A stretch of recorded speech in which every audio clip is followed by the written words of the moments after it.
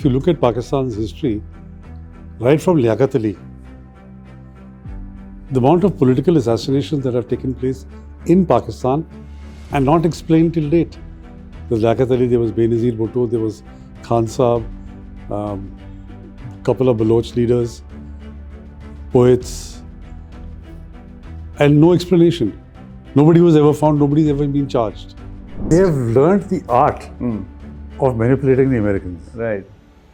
I think they do it the best. So like what Musharraf would do every time he went to the US, Right. one Al-Qaeda fellow would be released. Exactly. I've been following Pakistan for many number of years. In one word, I've never seen it this bad. You know, there's a multiplicity of crises. And topping it all up, let me begin from the top. Sure. Topping it all up is a crisis of leadership. I have not seen the lack of understanding or the lack of vision and even a lack of courage for the leadership, civil or military, to understand the problem, to know what needs to be done and to have the courage to do it. You know, they're all kicking the can down the road. You know, let my time somehow or the other pass and let somebody else handle it. Wait for the next elections, wait for the next army chief, let me get an extension, then we'll see. So that is the fundamental crisis, and everything else seems to flow from this.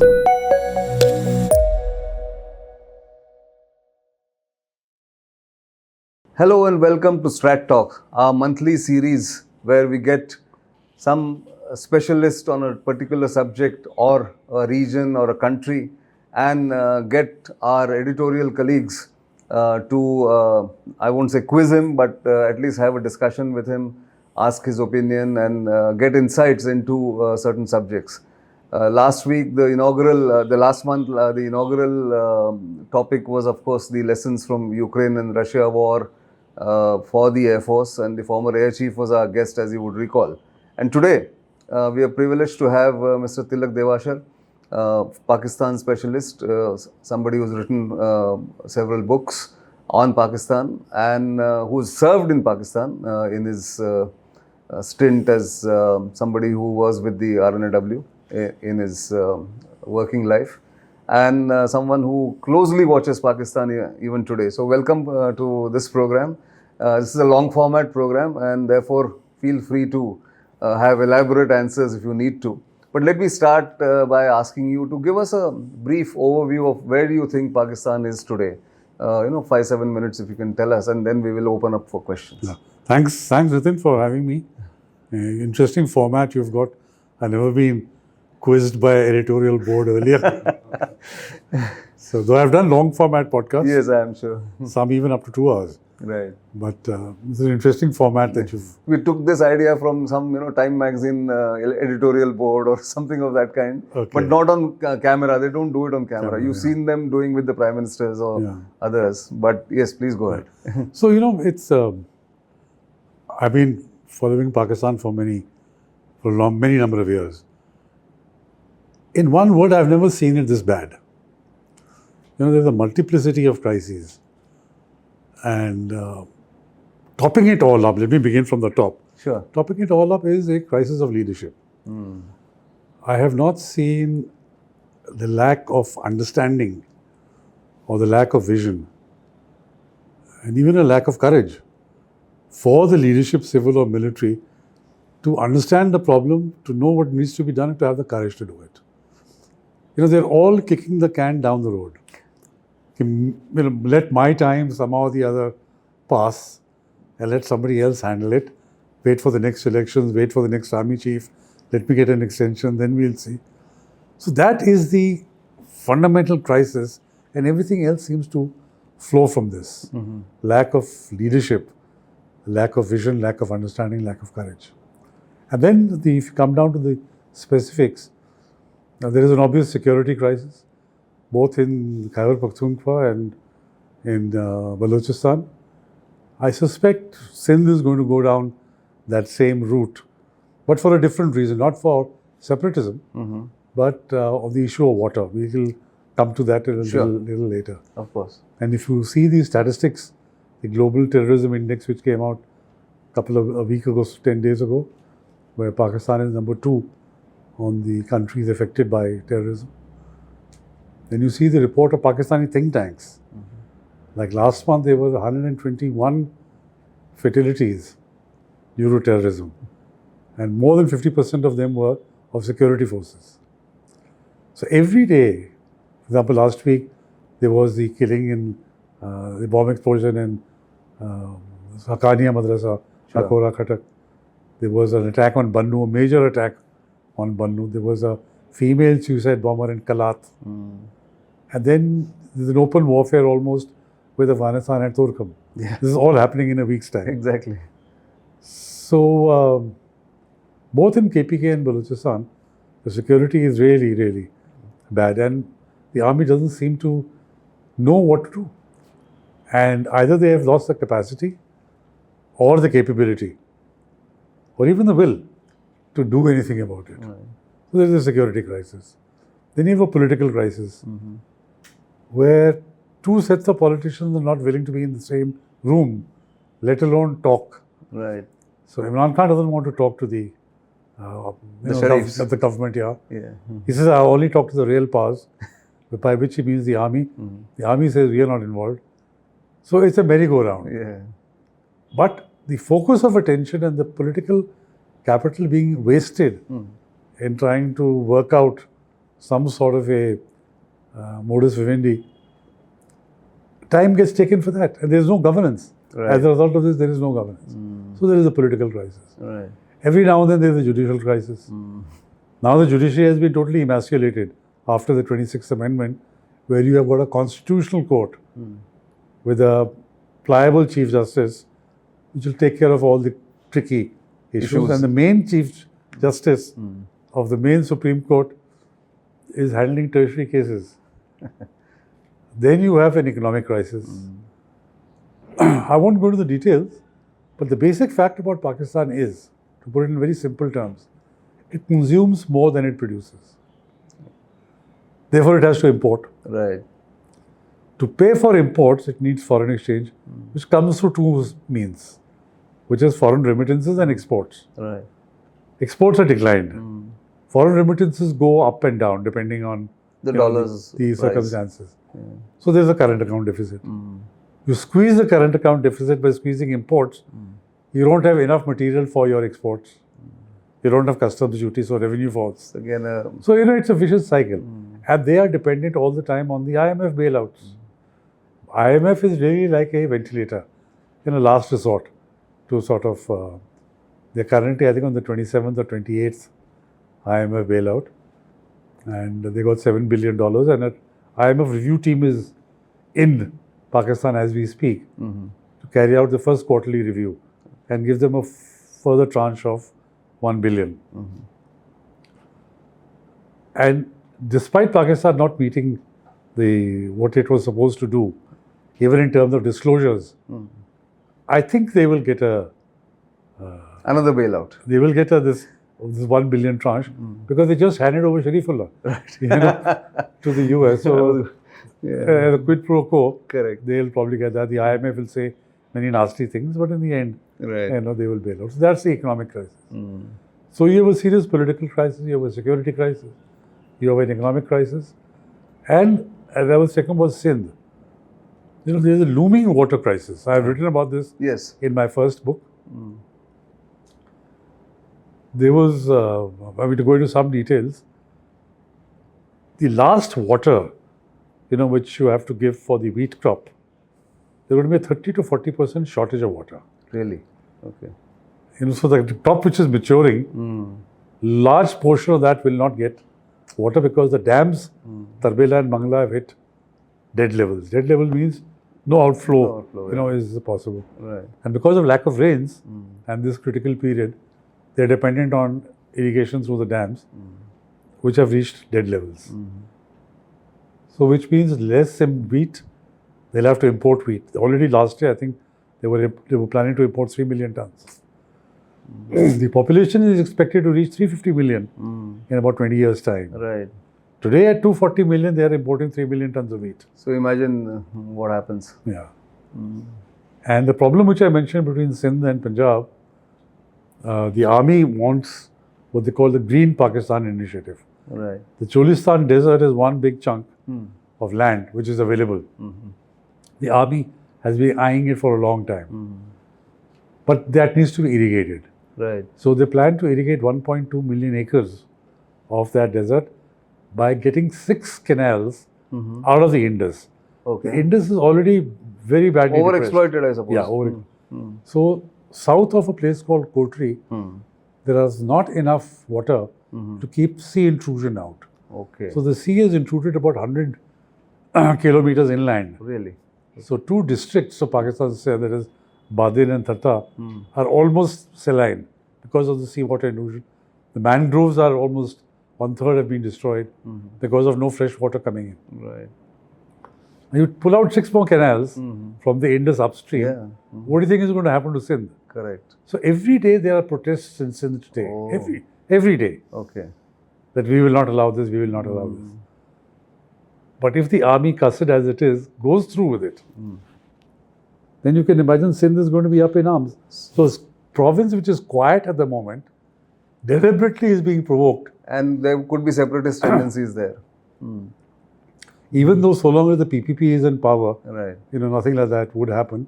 But it could certainly lead to violence. Yeah, absolutely.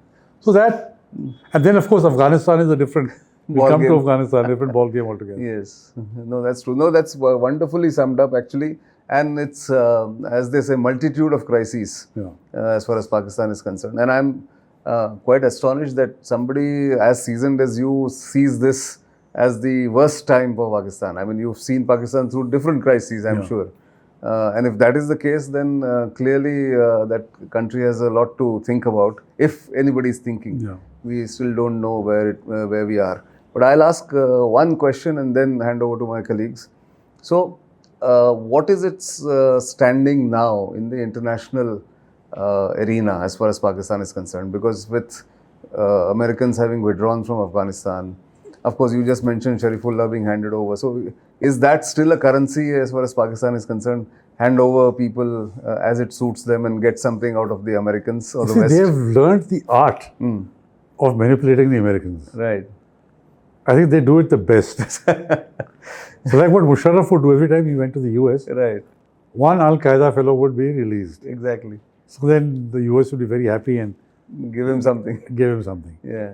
Here again, just look at the timing. Right. See, Sharifullah, Is that Abbey Gate perpetrator? Yeah. not perpetrator. I mean, he was the guy who wrecked the thing. Yeah, Rakid. Okay. He is pretty low level, not the guy, Yeah. not the mastermind as was made out to be. Okay. But now he was released from jail by the Taliban from Bagram when they took over. Right. Apparently, according to the chatter and different Groups. groups, the different vloggers as they call them in Right. Pakistan, Yes. was arrested a couple of months ago. Based out of intelligence given by the Americans, Right. but released at a time when it suited Trump the most, Yes. to just before he was going to make the State of the Union That's right. address. And the IMF delegation is in Is in Pakistan. So according to this one person, I don't know, I have no means of verifying, there are 48 other ISKP members whom Pakistan has arrested from different places. So like haddi fenkte hain. Correct. So every 2 months or 3 months, you will find that they will release one. This is the only thing they have going for them vis-a-vis the US. Right. The US, they have no economic cooperation going. Right. They have nothing else. Correct. But on cooperation on terrorism, they feel that they can pull the US back to start giving them assistance. Right. But I think they probably met their match in President Trump, because one day he thanks them for Sharifullah, the next day travel advisory, and the third day a travel ban. Right. That they're considering a travel ban. Correct. So the Pakis are saying, what's going on? Yeah, exactly. Abhi to hame praise kiya. And this is not you're not used to this kind of a treatment, I'm sure. They're not used to this transactional relationship. That's right. Yeah. So I said in a podcast just the other day, I said, what did you think? Jappi pappi ho jayegi? Ek Sharifullah diya and so it's not going to be that. Yeah. So that is where they are. Yeah. So, and with China, I think the Chinese are pretty upset with them. Right. But the Chinese have invested too much of financial capital, and Xi Jinping is his personal capital on the success of CPEC Right. and BRI. So he can't now pull back. But there is no fresh investment coming into CPEC. And one of the things they are even talking about is to deploy Chinese security personnel for the protection of their projects. Their assets. That's right. Yeah, that's. I think that sums up Pakistan in two answers that you've given. But I'm sure there are many nuances to Pakistan's state of affair. So let me open up. Ramananda Sengupta is our senior editorial member. So Ram, over to you.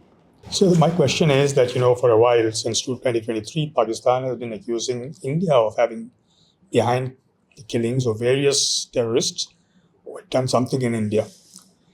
The latest ones being Hafiz Saeed's brother-in-law, then that guy who was supposed to have helped kidnap a chap from Afghanistan. Have they given us any proof at all about this? Or is it just an accusation? Not to the best of my knowledge. And also, where is the proof? You see, if you look at Pakistan's history, right from Liaquat Ali, the amount of political assassinations that have taken place in Pakistan and not explained till date.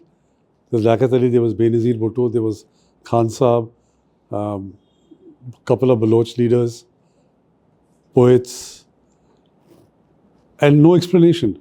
Nobody was ever found, nobody's ever been charged. Similarly, there was an MNA, or more recent, there was an MNA called Azam Tariq, the man who set up the Anjuman Sipahi Sahaba. There was a person who set up the Lashkar-e-Jhangvi, Akram Lahori. These are all bumped off. And my sense is that the ISI uses people, and when their utility is over, they just bump them off. No questions asked.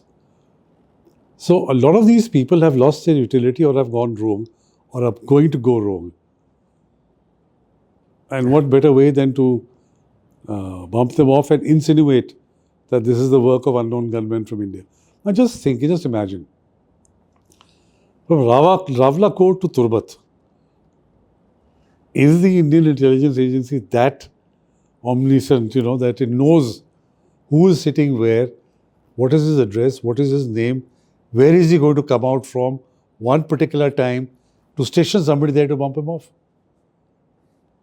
I don't think so. Even all the best agencies in the world got together, they would be able to do something like that. So I'm convinced it is the ISI itself which is doing it. DK, you had a follow-up question to this.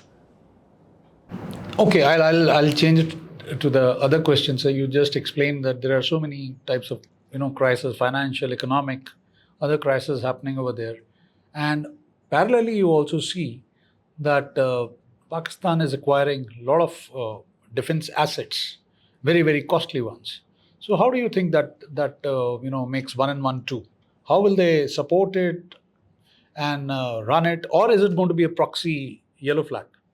No, I don't think so. You see, China has been trying for some time to get its own security personnel, not necessarily PLA, but other private security agencies to come and protect Chinese personnel. Pakistan so far has resisted. So they will not allow any Chinese to come and actually run those assets.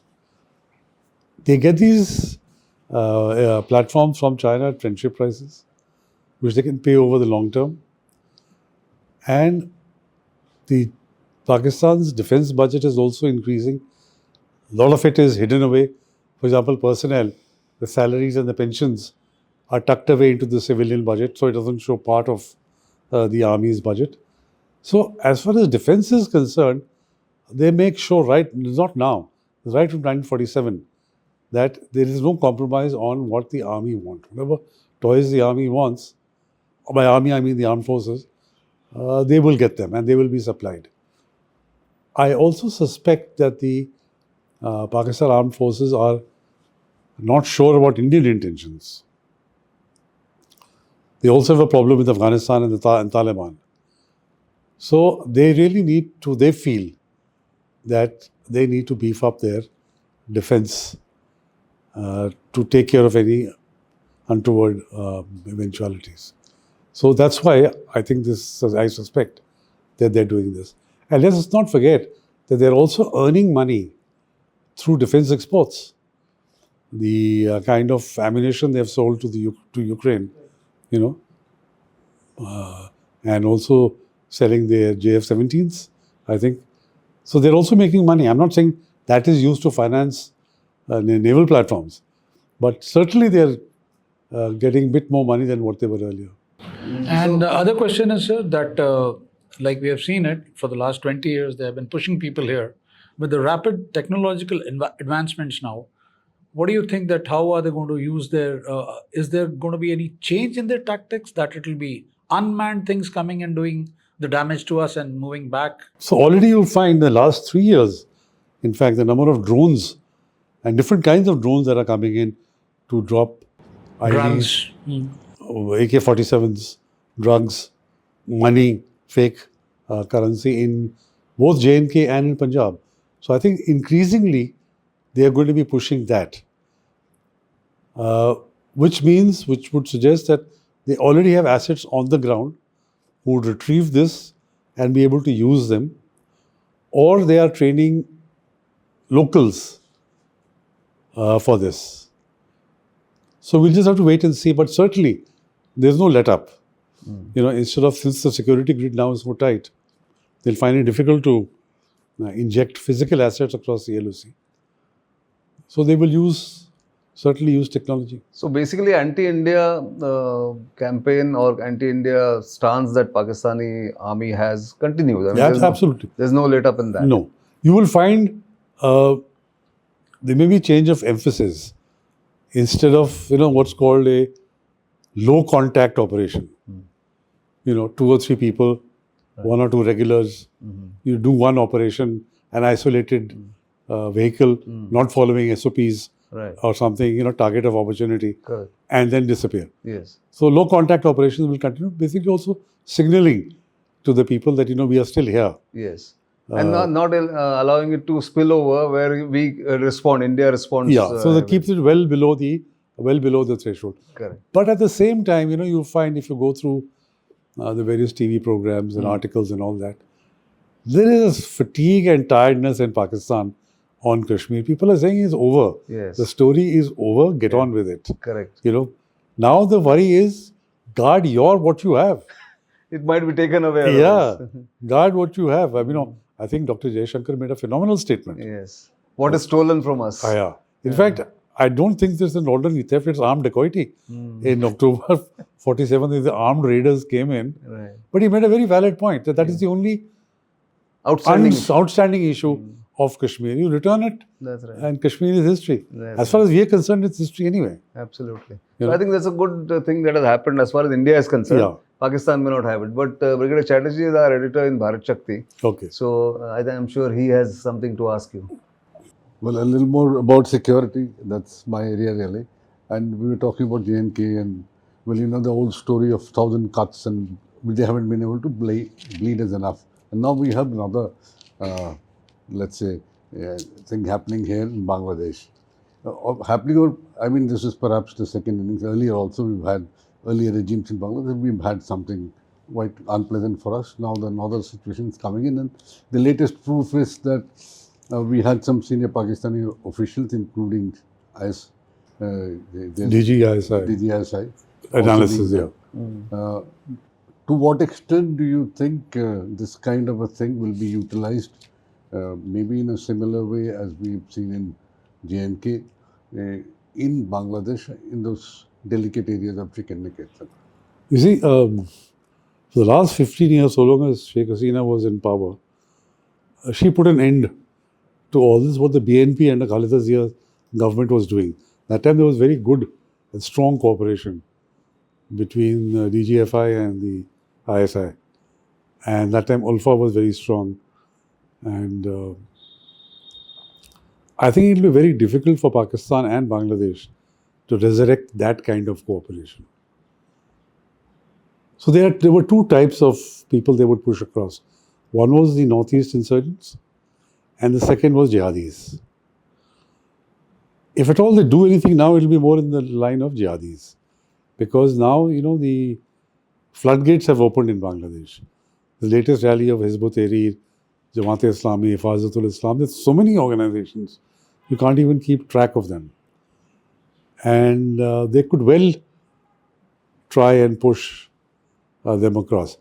But I think they also realize, the interim government and the army also realize, that the present government has a low threshold of patience. What they've shown in Pakistan, and Bangladesh will not be able to match that level of what Pakistan can do. So we have to be concerned, we have to be very watchful, but I don't think so the kind of thing what Pakistan was able to achieve through Bangladesh 15 years ago, when Khaleda Zia was there, will be repeated. They will be far more cautious. Because, India is far more stronger and a far more determined country than what it was 15 years ago. So, mostly signaling, would you think that these visits are being publicized? They're talking about more cooperation, some trade. I mean, what can Pakistan really offer, given its economic condition? But they're saying ships are now directly coming to Chittagong. So, they sent 25,000 tons of wheat. That's right. And that rice. Rice. And the rice was rotten. Exactly. Yeah. So, where are they going to? That's and right. Just as a lighter vein, what Shehbaz Sharif and Yunus can talk about is how to beg and borrow money from different countries. Which is because both are, economically, Bangladesh was doing very well economically. That's right. The GDP growth, the exports, $60 billion just in textiles. That's right. That is all gone into shambles.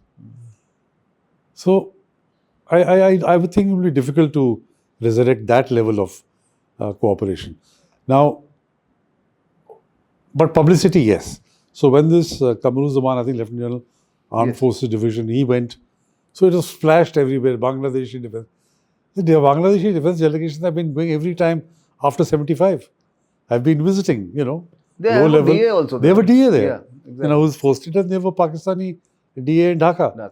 So it's no big deal, but just to show, basically to poke India in the eye. And unfortunately, people in India do get provoked. Dekho, of course. kya cooperation. And there are people also in Bangladesh who keep talking about annexing parts of Northeast, Chicken's Neck. And actually, we've all looked at chicken neck being so delicate a neck that it can be hard moment you put a squeeze from both sides. So perhaps this echoes better. There's better resonance when you build up a threat in chicken's neck by getting the DG. Yeah, but then Bangladesh also realizes it has a far more vulnerable chicken's neck down in Teknaf, that tri-junction area. With Myanmar. Yeah. And now the Arakan army is sitting over there. Exactly. So they had better watch out themselves. That's there. So I have Tripti, also another colleague in Strat News Global. So Tripti, over to you. Thank you, Nitin. I can't help but take note of this figure that I came across. India has secured the 4th place in the Global Firepower Index, which showcases its military strength on the global stage. And I think it highlights the huge expanding defense capabilities of the Triforces. As opposed to that, Pakistan has dropped from the 9th place, from the 9th place in 2024 to the 12th place. So how do you look at this index? So, there's a contradiction from the question he asked. That's right. No, so the two opinions. Yeah. Basically, he's looking at it from his armed forces point of view. So I'm sure they're factual. Yes. Both are talking about factual. Exactly. So there is a contradiction somewhere. So either they are buying more platforms, which means their firepower is going to increase, or they are not. Then this is wrong. Or if this is right, then there is a problem with the question. Mine is absolutely correct and checked. Yeah. So is mine. Yours is spread out. No. Pakistan Navy expansion plans are going to be worth some $15 to $20 billion, and the Pakistan Navy's budget as of today is less than $1 billion. So it'll all have to come through. No. So that's what. No. Talking about the firepower, Index. So it's also reflective of the fact that economically it does not have the similar kind of. See, here this is friendship prices. If they are worth $1 billion, they probably get it for much lower. And the period of repayment will be a long term. Whereas to buy artillery, for example, to buy tanks, which is more immediate and you need to pay upfront. So they don't have the finances for that, and nobody's giving that to them at friendship prices. But some things are getting at friendship prices. Probably that's why it's. And India, we know that India is making is both Atmanirbhar and also acquiring weaponry from abroad. Yeah. That's what Dhruv is one of our young reporters in Bharat Shakti. So he looks at defense aspects of the relationship and otherwise also. So over to you. So basically, recently the Baloch and Sindhi groups, they've sort of joined hands. So can you tell us a little bit about the Sindhi insurgent groups?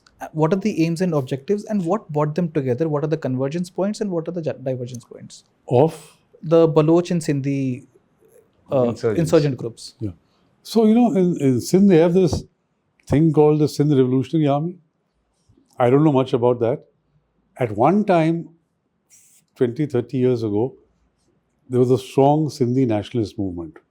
When G.M. Syed, the father of Sindhi nationalism, he was active in politics and his sons. But I think they were infiltrated by Pakistan's agencies and splits and more splits. And so now they're at a very low ebb. But the armed group, the Sindh Revolutionary Army, is something new. I think they've been trained by the Baloch. That's why they're close to the Baloch. Borders also meet, and there's a lot of Baloch presence in Sindh. After all, Zardari himself is originally a Baloch. So that is possibly the reasons. But the more interesting thing with the question that you hinted at was that the various Baloch groups are coming together. The recent statement which came out from Brass was that they're going to coordinate their action, and instead of fighting separately, they will fight in a coordinated manner. One of the banes of the Baloch nationalist movement has been they're all fighting on tribal lines. So the Murri will fight in Murri area, the Bukti in his area. But it is the growth of the Baloch middle class, especially those from Makran, from the coastal areas, who are fighting for a pan-Baloch nation, a democratic nation, not fighting for a particular tribe. They have come to the fore, and it is under their impetus that they've got all the Baloch groups together. Now it needs to be seen if it is implemented, if they actually do it. Because then if they do, and if they have coordinated action, because singly today they're able to cause so much of damage. And especially with the BLA, I think the BLA has tied up with the TTP, a purely tactical alliance, that the TTP has given them a lot of sophisticated weaponry, which the Americans left behind, and the BLA in turn has allowed TTP space in Balochistan, so much so they've set up their own province of Kalat and Makran. So if the Baloch groups get together, they have a tie-up with the TTP, then I think the danger for the Pakistan army goes up exponentially. But that will have to be seen if they can do that. Because so far, the Baloch, as I mentioned, the bane of the Baloch movement has been they all fight separately on tribal basis. But if the middle class Baloch are able to prevail on the tribal rivalries and fight together, it will be a big achievement. So, sir, a follow-up question. So, mostly if you look at Balochistan and then also KPK, most of the separation movements have been sort of like, insurgency-led in a way, like military-led in a way. But now we have Dr. Mehrang Baloch in Balochistan and Manzoor Pashtun leading a very strong movement in KPK. How do you think that these two, how do you think that these add more value to? Yeah, so I think that's a very important point. The Pakistan army has only one template of dealing with any protests, which is all you have is a hammer, everything looks like a nail, which is to smash that. They don't know how to handle a civil society protest. They didn't know how to tackle Mujibur Rahman in Bangladesh. After all, what he was asking for, he won the election. He should have become the Prime Minister. So, what the Baloch and the Pashtun were lacking so far, especially the Baloch, which was you go to the hills and you take on the Pakistan army. You can't defeat the Pakistan army. They're far more numerous, sophisticated and better weaponry. And your population is too limited. What has happened since December, I think 23, is a strong civil society movement that has emerged, led by women. Especially this Dr. Marang Baloch, who's been nominated incidentally for the Nobel Peace Prize. Yeah. And the reason why, even though it's a conservative society, but the reason why Baloch women are on the streets is that the menfolk have been disappeared, killed extrajudicially, or taken away, or if anybody comes out to protest, they're also picked up. So the women have come out on the fore, and there's a term which has been coined in Balochistan called half widows. That is, a lady does not know whether she is a widow or she's still married because the husband is missing for 15 years. The daughter doesn't know if her father is alive or not. And now they say that if you pick up our son or our husband, kill him. At least the grave will be there. We can pay our, offerings at the grave. We know where he is. But if a person is missing, you can imagine the pain and the agony of the families. And that's why the women are now protesting. They say there's nobody left. For us, sitting at home is no longer an option. And this lady, Marang Baloch, who's an incidentally qualified medical doctor, one call, there are thousands of people all over Balochistan. So again, the tribal barriers have been broken. And the march that she led to Islamabad was really very, very successful. Similarly, in KPK, Manzoor Pashtun has also broken the tribal barriers and gender barriers. There are Pashtun women also now coming out, holding placards, hoping that Manzoor Pashtun can deliver their missing persons. Right. So the strong civil society movement in both the provinces complicates the matter for the Pakistan Army because they don't know how to handle this. It could be a bigger challenge for the Pakistani army. It's a force multiplier. That's right. Because they can't tackle the civil society unrest. Absolutely. What do you make out? Sorry. Yeah. One last question. No, Deepa wait. Devi. Let her say one then. Sorry. What do you make out of the recent US advisory to its nationals not to travel to the vicinity of the line of control or to the Balochistan and other areas? It's a routine thing. In Pakistan, they're getting very upset कि अभी हमने Sharifullah दिया है, now tribal advisory. Wherever there's a problem in the world, there are trouble spots. And I think Pakistan should be thankful. What if 4 Americans went and were kidnapped in Balochistan? The problem for them increases. So, we've had travel advisories on Kashmir. Right. So, but in Pakistan, people, what they're more worried about is a travel ban. That people from Pakistan will not or will find it difficult to get either visas or to go into the US. Even if they have valid visas, there'll be more checks. That's a more worrying thing. Travel advisory, when the situation improves, if it improves, that travel advisory will be lifted.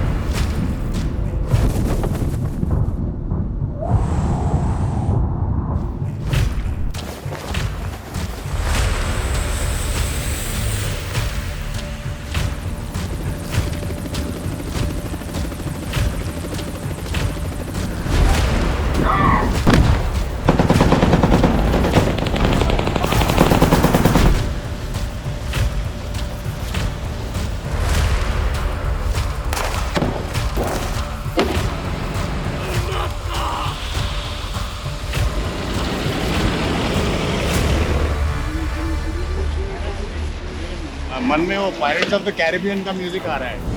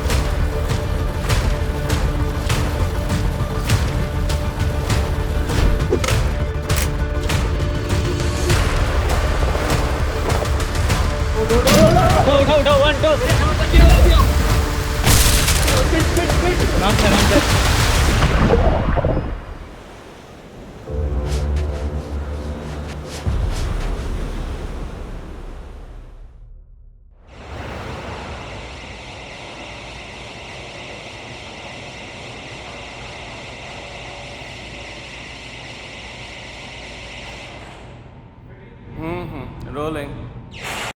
So coming to our last, almost the last segment, Kashmir is a non-issue as far as India is concerned now. Like we've spoken about what Dr. Jaishankar said as recently as last week. And you said in the streets, the Pakistanis are also getting a kind of a fatigue about Kashmir. And I've seen even during the Champions Trophy, people were saying, Kashmir hamara tha hi nahi, tab kaise hoga, all kinds of things. But for the Pakistani army, it's been a absolute focus area as far as Kashmir is concerned, or liberation of Kashmir is concerned. Do you think they will continue to do this low, what should I say, low intensity conflict that they're doing? But ultimately, when it doesn't have resonance, Kashmir doesn't have resonance, how much people can support them? And will there be a kind of, I would say, not revolt, but sort of trying to control the Pakistani army? Can anybody do it in Pakistan? You see, for the Pakistan army, Kashmir is in a sense, a symbol, A, to unify the country. Ishara gaye, Jinnah ne kaha tha. Yeah. And B, to get money. Yes. The budget, that. Correct. Because it's not only Kashmir, then it also becomes the defense of Pakistan. Yes. That if the army is not there, Yeah. the Absolutely. If the army is not there, then India will come and eat up and undo partition. That's right. So that's been the propaganda. Yeah. So for the Pakistan army, Kashmir is a lifeline. Right. But they also realize that the fatigue amongst the people, the army can be successful if there is support from the people. Exactly. So if the support is not there, they'll have to come up with another narrative. Yeah. Today, the narrative of Nazariya-e-Pakistan, or the ideology of Pakistan, is Islam and Kashmir. Right. Now you find both are weakening. You see, because Islam has been fairly, the way it's been used in Pakistan. But now, Maulanas are killing Maulanas. Yes. So, and then you have Kashmir.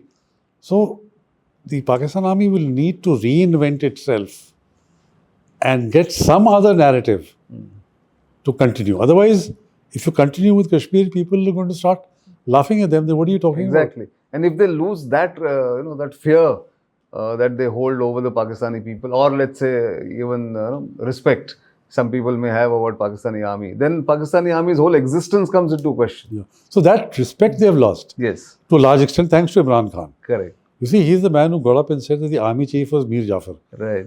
Now, what an insult. Exactly. And yet, right. he thrived. He's thriving. Yeah. Behind bars, but he's still thriving. So that chipping away which he has done to the Pakistan army over the last 3 years and continues to do from behind the bars. Right. And very smartly, he has targeted the army chiefs, not the people, not the army. Not because the army. He wants the army, but the army to be on his side. He doesn't want the army to be on the side of the opposition. Right. Shehbaz Sharif. He was, after all, He's not a democracy-loving man. Yeah. He's not a democracy-loving man. He was army's child anyway. Yeah.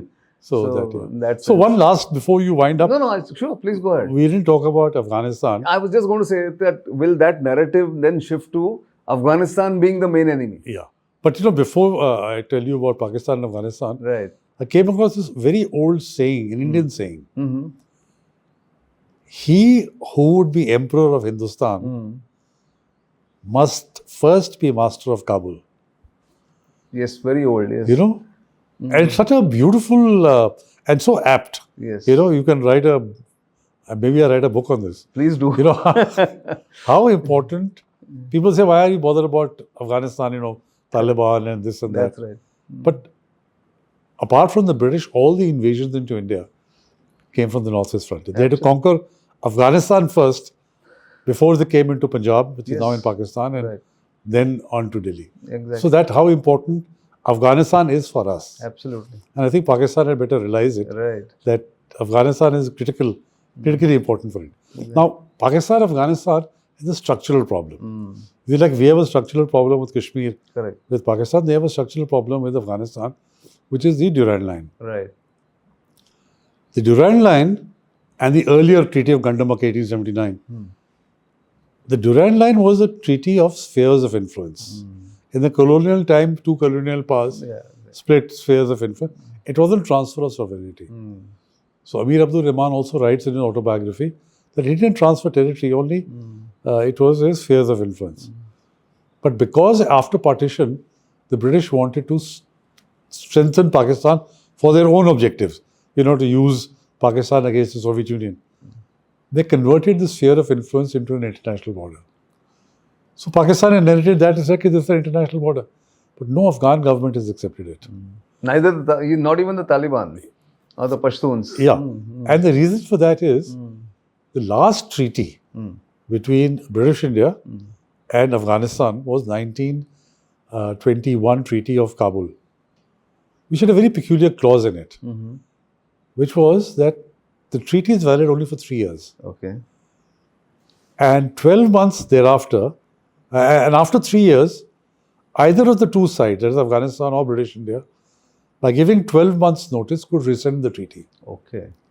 There is not a treaty in perpetuity, Right. but only for 3 years. Renewable, like a lease agreement. Not renewable. You can cancel it anytime after 3 years. Yeah, okay. In 1949, Afghanistan called for a Loya Jirga. Okay. There was some intrusion of Pakistani aircraft. So they called for a Loya Jirga in 1949, which rescinded all the treaties. All the existing treaties? Yeah. Okay. Gandamak Treaty, Durand Line, 1905, 1919 and 1921. Okay. So therefore, as far as Afghan governments are concerned from 1949 onwards, there is no boundary Right. between Pakistan and Afghanistan. Right? So whether it was Zahir Shah, whether it was the communist, the Mujahideen, Taliban 1.0, Karzai, Ghani, Taliban 2.0, nobody can recognize the Durand Line or the boundary issue. Sure. Pakistan is extremely worried that, if they don't accept the Durand Line, our entire territory up to Attak is in jeopardy. So they always want a weak government in Kabul that will sign on the dotted line. That's right. Thrice they asked Taliban 1.0.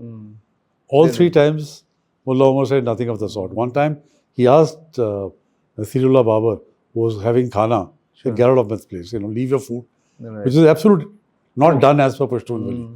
And now they've tried again with the Taliban. Right. And this time, the Taliban has said openly, this is a line that divides brothers, we cannot accept it. Exactly.